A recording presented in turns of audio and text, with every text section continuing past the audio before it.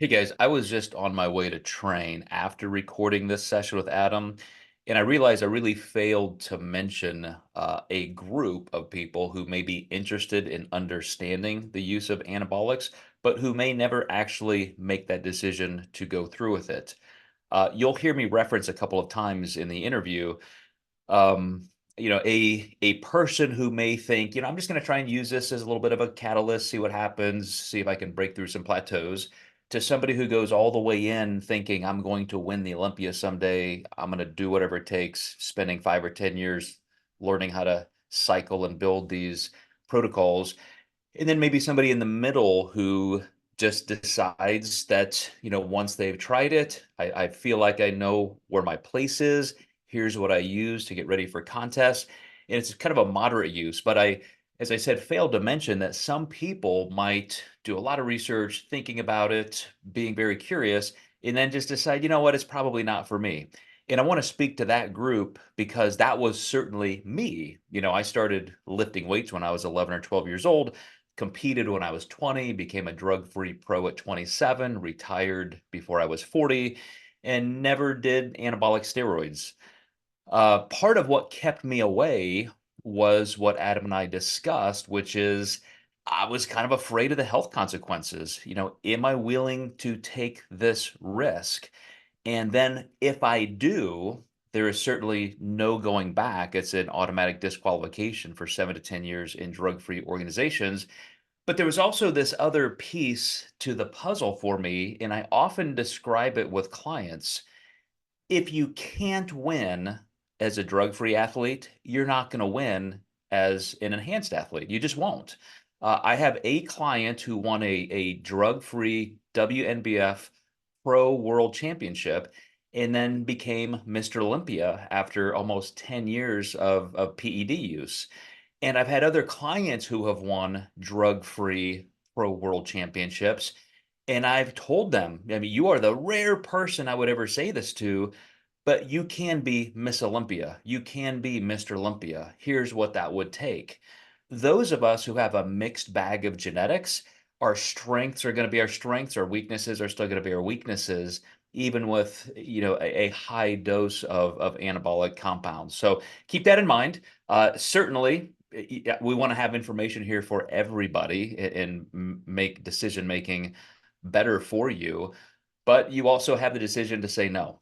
So keep that in mind.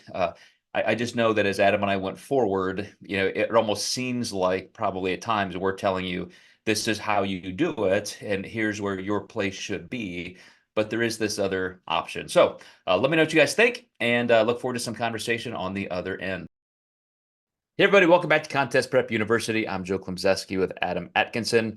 We're going to dive back into a topic that can have a little controversy behind it. PEDs, performance enhancing drugs, steroids, anabolics, all that good stuff.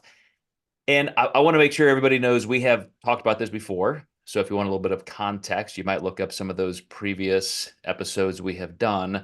But Adam and I share the view that we're way beyond this being a moral issue or qualm. We don't stand on a side of, we do this or we won't do that. Personal choice, as a lot of these issues tend to be. But because since the 1980s, they have been illegal to do without a prescription from a doctor, it makes it kind of a prohibition era type endeavor. You have to be careful about where you're getting things, what your sources are, what your information is. And I freely admit this is a big deficit of mine because since it is something illegal for me to do, to say, you should do this, you should do that, and create protocols, A, that would be practicing medicine without a license. B, it would be encouraging the use of an illegal substance. That said, it's kind of to me like cannabis or anything else. You see these things become more accepted and used for personal reasons, health reasons, even. Obviously, that's why physicians prescribe them in the first place. So, Adam, what I wanted to talk about today is narrow our focus a little bit more on somebody who is interested and they just are in the same boat we are, where we're sifting through information. Obviously, there's not a ton of research as there might be in other things, for this kind of use. For somebody who wants to gain a little bit of muscle for aesthetic reasons, for competition reasons, for sport performance reasons, what should you take? How long? How much? How do you cycle things? How do you go on? How do you go off? Where does there become a line of danger with endogenous production? So let's start with just maybe how you view classes of anabolics. If a male or female competitor were coming to you and asking the question, I don't even know where to start. Hmm. What are the things that you do in terms of recommending monitoring, perhaps through a professional, and what to look for as a starting point, and then even how to maybe use those particular products. Yeah, this is going to be a big one here. As a first-time user, I think it's really important to understand the different types of steroids, the classes that they fall in, whether it's a DHT, a testosterone, or a nandrolone. Looking at those three classes, also understand everything can be used. Some are deemed as more female friendly than others, so I want to kind of encompass everybody into this. However, the poison's always in the dose, and there's going to be certain ones that bind to the receptors greatly, some that don't bind as well, which makes them stronger if they hit the receptors harder. But I think the first key point is assume with all these risks that you will get one or all of them, or be willing to face whatever consequences come with using. Now, not to say that we can't mitigate that with responsible use, but some people are going to have more potential for side effects than others. And I believe there's, like 99 different ways a steroid can go through the androgen receptors. So there's a lot of different side effects that can happen. So, and don't quote me on that. I could be wrong on that, but this is why we all respond so differently. So just assume when you're looking at that list of the negative things that, you might get one, if not five of the things on there, and just understand the risk. Just like if you were doing something as a child that you weren't supposed to be doing, like how bad am I going to be punished if I get caught? Just use it with that type of assessment in mind. Mhm. So I'll give you a little bit of a context. I have many clients who have used PEDs and are using PEDs. I have many clients who don't, and that's why I still love the ethos in our sport that there are drug-free organizations and there are ones who don't test, and I think that's very fair in sport. When you look at performance, places that have banned everything, whether it's the NBA or NFL or MLB, they have to have stark rules, but they don't have the luxury of having organizations perhaps like ours where you can kind of choose your path and use one or the other. So obviously, if you're going to use anything at all, you're now disqualified from a drug-free organization for a period up to 10 years. And a current client of mine had a great question in terms of, just asking me, what I would recommend. And this is where I have to back away and say, man, I can't recommend things because I'm just not qualified. Again, it's not a moral statement. I just do not have the information, the education, or the confidence to say, here's what you can do or should do. But I was able to start down the path of asking some questions back. I think this would be helpful for anybody to really consider what your motives are. You can be somebody who thinks, well, this is a 5 or 10 year project. I want to be Mr. or Miss Olympia. Like I'm doing this all the way. Whatever it takes, I'll be as safe as I can. I'll be monitored as well as I can be. But I plan on cycling things upward and together and taking time off just as necessary by health, but this is a multi-year building project. Other people at the other end of the continuum use it as just a little catalyst. Well, if I could just gain a little bit of muscle, if I just do a cycle of this or a cycle of that or a year of this, then I can see what I need to do, and then maybe I'll stop. In between might be somebody who has a little experience, and they know that, okay, if I do a cycle of this and then this and then this, that's kind of how I run my pre-contest. Maybe I do this in the off season, but it never really increases, never really changes. They've achieved the enhancement that they want, and the rest is still just what we all do, all the training, the nutrition, the peaking process. So I kind of look at the continuum like that, but I'm interested if you perceive things differently, Adam. You kind of hit the nail on the head. And to kind of summarize what you just said, I really utilize my coaching and my ability to feel people out on what they want. I literally had a client ask me about a certain supplement the other day that made me think, this person is doing one, a lot of research on their own. Two, if they're digging into that, they're actually taking this a little step further than I maybe initially thought. So we actually jumped on a call and kind of talked about, since you're exploring this, let's talk about some of the taboo things that are not true. They're on forums that might scare you away from this, but also some of the real things that, maybe make this a compound that we could put in place at a certain time and the right time for you. I do. I hate the word protocol because so many people say, here's my PED protocol, and you see it where coaches are just churning out these people. And yes, anabolics, I think, can create a great formulation, but at the end of the day, I really want to sleep at night. Certain compounds will be more beneficial at certain times. And also just making sure my clients understand the risk and also just understand why I'm using that compound is really important. We actually talk about this a good amount on my Zoom calls with my clients, and I really appreciate my clients who don't hide behind the scenes as like hiding everything, because it really gives the rest of my clients a opportunity to learn about the chemicals, what we're using, why we're using it, health measures that we're taking in place to make sure they get less side effects and stuff like that.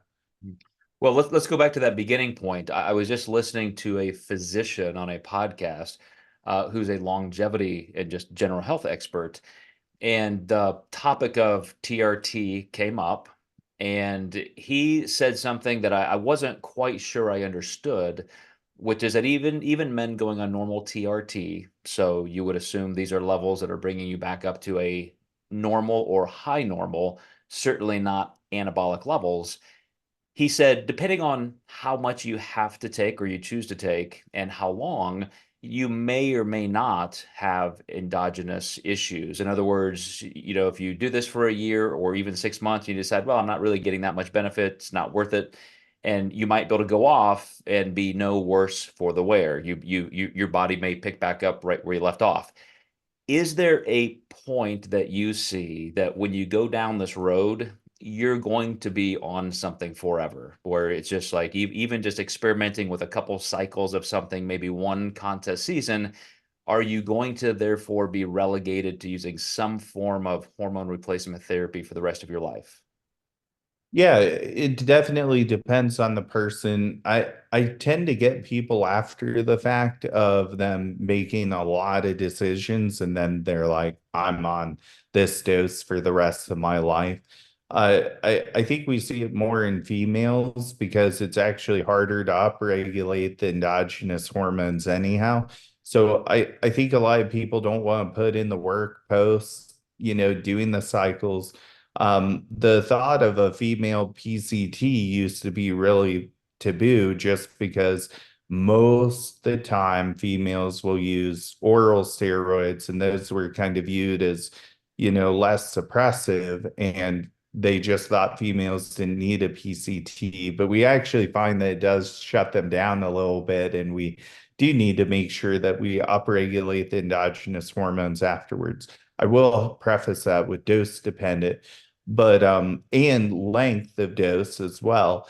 So, these are things that we consider now. And if you're not willing to do the work to upregulate your endogenous hormones, you may want to run a background testosterone while you're running those cycles. So then you're at least keeping your testosterone levels, optimized during and after that cycle.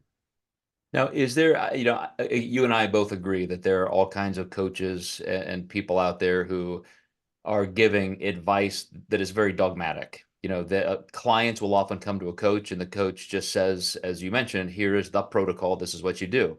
Some of them even supply the steroids. Uh, is there any source of information that you really find valuable and credible, where somebody just trying to get some background information on this? I mean, obviously you're not going to go to just, PubMed or WebMD and there's going to be a list of, how to do anabolic steroids for dummies. Mhm. Where do you recommend somebody getting some information so at least they're getting some cautionary advice on what to look for, what not to do, etc.? I would still look to the medical journals because you can actually see, how toxic drugs are, and really look at the profiles of the drugs in general. I will say Corey Hagman, who's an influencer, has some amazing information out there as well. But also, listen to your physicians as well, the physicians who are putting out information, or even I will say some of the gurus or biohackers are pretty good also in, really, you know, explaining things. I think that's you want someone who will talk with you and not talk above you in terms of some of these guys just try to sound so smart. And I think it's more about that versus actually helping people. So, a lot of my clientele come to me because I give a lot of information out for free. And I know a lot of coaches don't like to do that, but I find those people, I'm more than likely gain their trust by giving out that info for free and letting them make the decision if they find that that's right.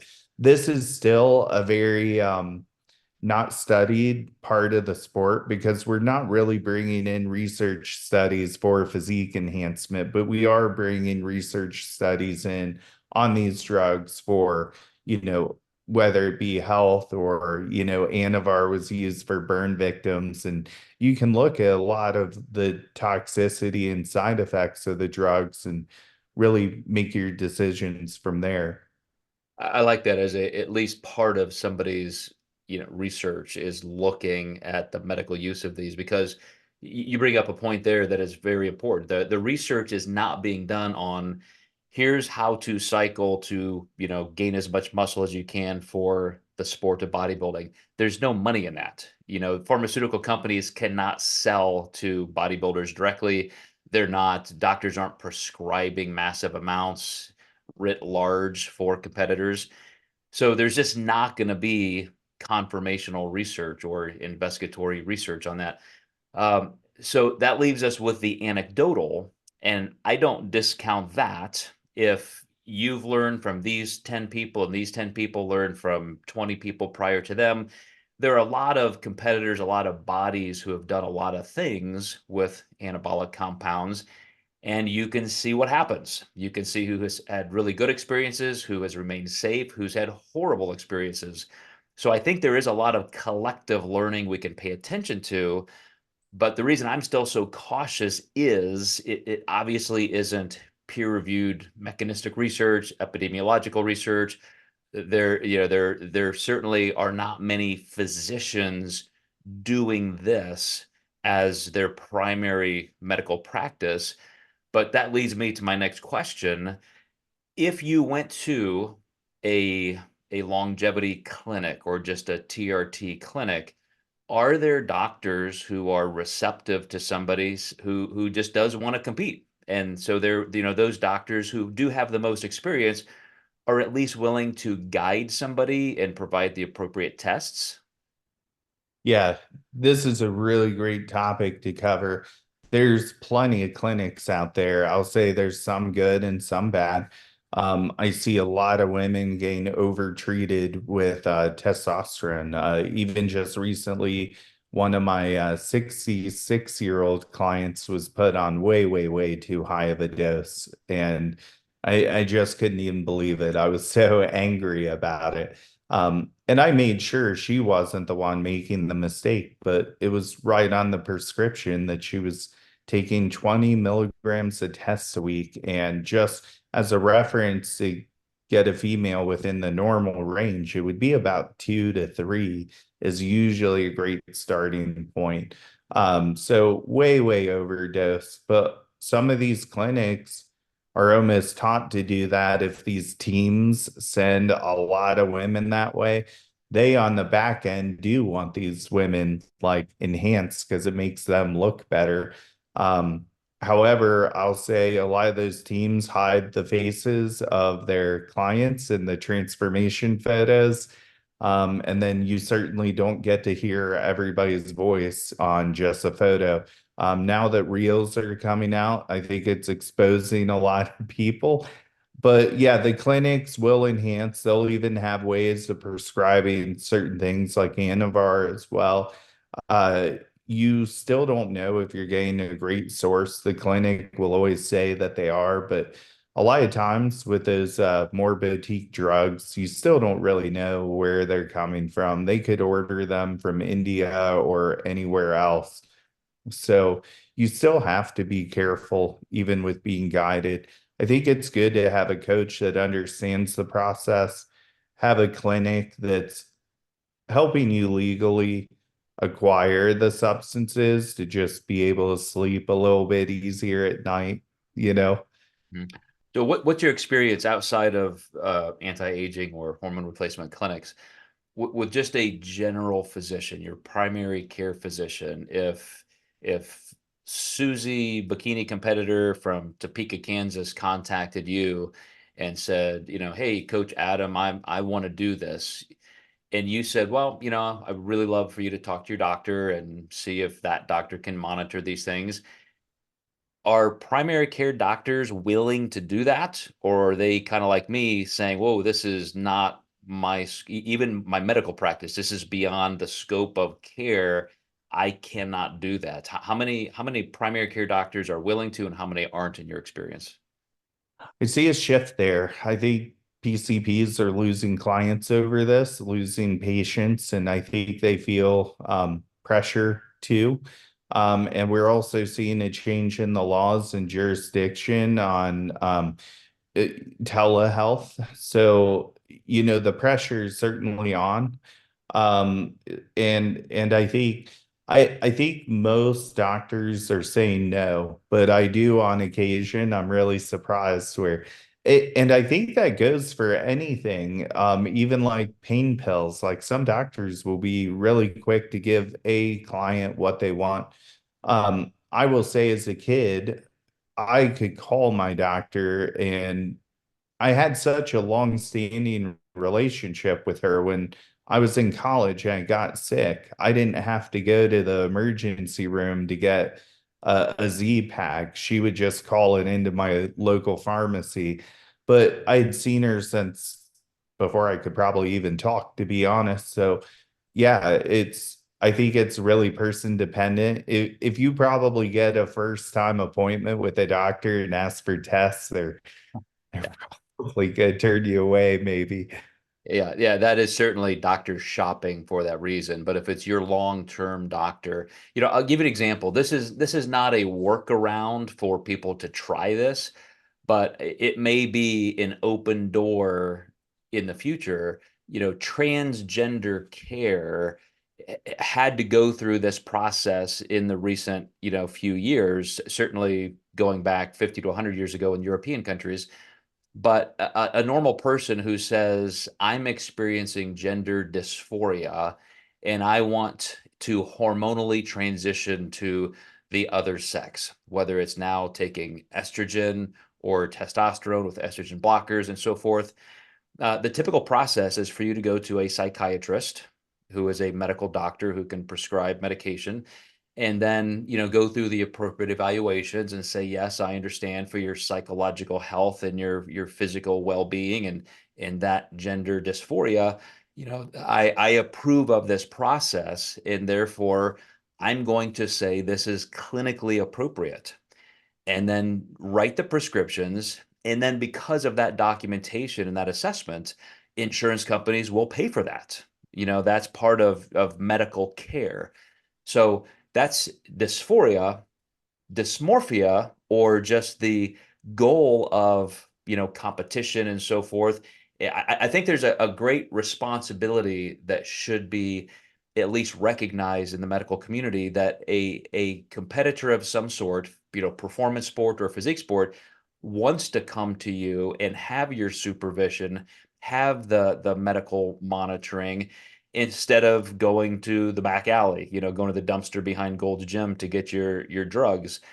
So I would hope that that kind of anti-prohibition mindset sinks in deeper and deeper to medical practices, as long as they're not risking their own liability. But let's end this by going through kind of a typical process with a client. So again, somebody who comes to you right off the bat, you going back to the classes of PEDs you can use. For men, is home base still testosterone? Like, you would start with some type of testosterone, and then you would go to something in addition based on what their goals are. Explain your mindset in that process. Yeah, usually the testosterone is the base. And, let's say if we're mapping out a, 12 to 16 week cycle, we may not even touch a second compound in that time frame. But typically I would start with just the testosterone and then maybe add something on the last bit. So then you have all that time to really figure out how your body is reacting to the test, the dosages. I really would be about titrating it versus, hey, let's start at like 500 milligrams. Let's start just a little bit higher than replacement and then titrate up from there. Um, I really like to treat my PD guidance like I do macros. I'm not going to take someone from 500 carbs to 300 or 300 to 500. We're going to micro move things, and they may be really, really small amounts. Things that you don't even see on, not to say forums are great, but you might see dosages. I actually explained this to a client. You're probably not going to see a dose this low if you go to do your own research on this, especially with something a little bit more side effect prone. We're going to really stay on the lower ends of things. Now, with that said, as you're in this example here, giving somebody some guidance, here's what's possible, here's what I would recommend. Is there a way for them to monitor without going to a doctor? I mean, can you, some of the, like, I guess, Live Well or whatever tests that you can order to check your own testosterone? How often and how do you ask them to monitor that? Yeah, it's great with a new person baseline. Go ahead and see if there's any red flags that we should not be doing this. But you can get your own labs through Life Extension. That's typically what I use for most of my clients, or private MD labs is great also. So, and then usually monitor midway, and then, maybe at the end, see where we're at as well. See if there was any damage or any health, degradation during the cycle. Um, that's where you can really find how sensitive someone is. And a lot of times it's routine. You don't see anything. I literally had a guy last week, like, I'm so glad we draw these because, you will get comfortable as a coach seeing more trends. And I was like, you know what? I'm really glad that I drew with him because his liver enzymes were like really through the roof. And I was like, yeah, we definitely have to watch you closer with those types of compounds because you do not handle them well. Also, we may even want to do more preventative things for the liver, even when he's not on. But we also want to look into other things like what's causing this? Do you have sleep apnea? Do you potentially have fatty liver? Like, why are your like how low can we get your enzymes and why are they that high? So, these are great questions for a doctor. And I always tell people when you start putting this stuff in your body, you kind of void your warranty, so to speak. So you really got to be careful. And it's always that thing that you don't see that will get you. I think we can run all the labs in the world, but we're not going to see a clot where it's dangerous. Mhm. And along with wherever they're sourcing their compounds, wherever they're getting these, are they automatically doing estrogen blockers of some sort? I mean, that's a whole nother discussion. Yeah, so blockers, whether it's a AI like aromatase inhibitor or something that's like selective, depends on the person or the side effects that they're experiencing. I typically would like to keep someone off of those if at all possible, that we're not using so much that we have to have that. But some people are more sensitive with the breast tissue and they may actually need a Novadex alongside with what they're taking. But I see a lot of TRT clinics selling that second medication at dosages that people don't even need it at. So Yeah. Those going to be my question. Any anabolic above TRT levels, you're going to supraphysiological levels. I just assumed, this shows my ignorance, that you would have to have some kind of an anti-aromatizing agent. But you're saying it kind of depends on the dose and the type of PED you're using? yeah, the dose, and then sometimes like the progesterone or the progestin can actually cause some issues with breast tissue or even lactation. So we definitely have to be careful and know which type somebody has, and usually when estrogen's in check, everything else is going to be, but not always. But it's all about running the right amounts and you really find out who your people are who can, like, the goal really is to handle the smallest amount of steroid and get the best amount of results from it. Some of these guys may not be taking as high a dosages as you think, but some people may be really, you know putting the gas to the floor. you Yeah. know Yeah.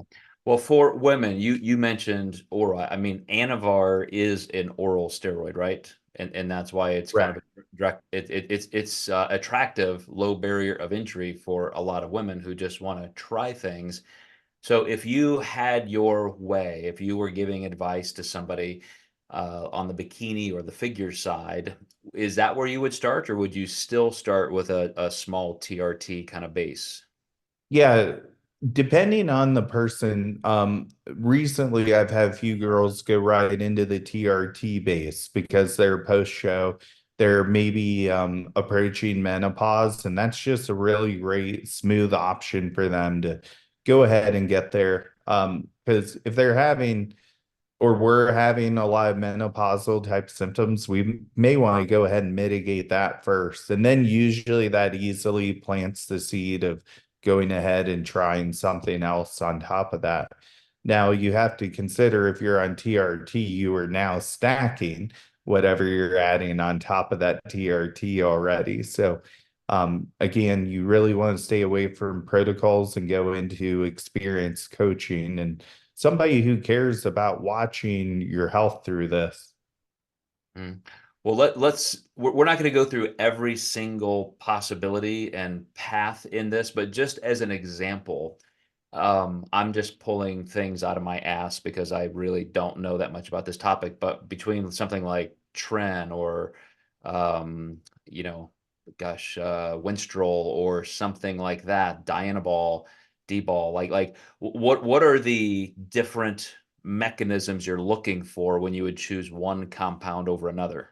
Yeah, that's where the classes come into mind. So your testosterone is usually your base, which will be like your testosterone, all esters. We should maybe discuss esters with newer users. I personally think shorter esters are better because if you get negative side effects, they get out of your system quicker. So you can stop the negative side effects from happening. And then as you get more experience, you can go with the longer ones. But things in the testosterone pathway, you have things that are in the DHT arena, and then you have things that are going to be more in the nandrolone, more progestin type steroid. So you're going to have those three classes that are going to be the most important to look at. It's always great to use one from each if you get to that point. So then you're kind of maximizing the three. However, like you're not always going to need like a DHT all the time, depending on, how high your dosages are. So you really kind of like balance the stack out with those, three compounds. Mm. One of the things that I want to close with is the fact that, neither you nor I are physicians, nor are we, researchers in this arena. Obviously my experience is very, very limited compared to yours, and you have done a tremendous amount of reading and studying in this. But if I were somebody looking into this for the first time, I would treat it like anything else. If I'm looking to buy a new appliance or something, I'm not going to go to the first resource or reviewer and trust that. I'm going to read very, very broadly. I'm going to look for everything that I would assume I want to hear. If I want to do this, I want to hear all the good stuff, right? Well, I also want to go listen to all the bad stuff. I want to hear the horror stories. I want to hear all the negative things. I want to hear the experts on both sides, and then I can start sifting through what may be more sensational or naive versus, true and helpful. So, Adam, again, you're a great resource of information on this topic. I know, you understand your scope of practice as well. You're not a physician. You're not prescribing these things. You're not telling clients, you need to do this. You're saying, hey, here are the options. Here's what I would do. Here's my experience. Here's what other people have found. But especially if you're going to do something like this that is a little bit or a lot black market and unsupervised, it is your health. I love your comment that once you go down this road, you have voided the warranty. You are accepting risk. And I think, that should be the number one factor in all of this, to proceed cautiously, to really go back to those three questions that I outlined. Why do you want to do this? Is it just to get a little bump, a little catalyst? Is it because you're going to put all your eggs in this basket and you're fine with the risk? You're going all the way in? Or are you just finding that middle road where you want the minimum effective dose to be competitive and reach that level that you want? A lot of things to consider, and we want to keep putting out just information that's helpful, but obviously it's not complete. Many, many other resources out there. Any final places that you would recommend people search for that information, Adam? One thing I want to throw out there, keep in mind that the number one killer is body size, not even composition, it's body weight. So when you go down this road and you're getting to super physiological levels of size, it can be all muscle, but doesn't necessarily mean it's healthy. So just keep that in mind. As someone who's a fan of bodybuilding, I'm a huge fan. I've had some great mentorships along the way. Austin Stout, Jason Theobald. I really can't thank you guys enough. Eric Serrano's been, putting a lot of great information out there. John Meadows was also somebody who was, really amazing. All of these people collectively have, impacted my journey as a coach along the way in some way, shape, or form. Um, and I think Corey Hegman, even though I've not personally done any mentorship with her, I think we've shared a lot of the same groups of people. She's got a lot of great info out there as Awesome. well. Awesome. Well, I appreciate it, Adam. Again, I certainly need a lot more enlightenment in this area. And if you guys have any questions, let us know. Again, this is not a topic that we spend a lot of time on, but we have a couple features out there. And we will see you next time in Contest Prep University.